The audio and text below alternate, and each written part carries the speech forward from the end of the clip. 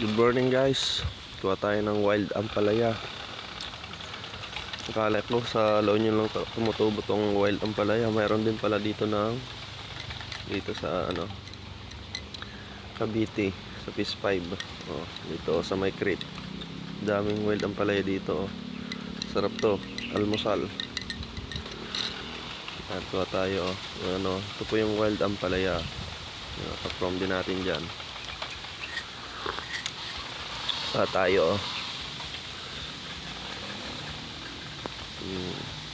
day off natin ngayon. Kuha tayo ng wild ampalaya. Masarap to isahog sa munggo. Yan kaway po sa mga nakakaalam na ulam na to. Mga kaprom din natin dyan. Yan ito po yung wild na ampalaya na tumutubo lang sa gilid-gilid. Mas masarap to kaysa yung ampalayang kwan. Ito mas talagang kwan yan, pure na wild ampalaya. Wow,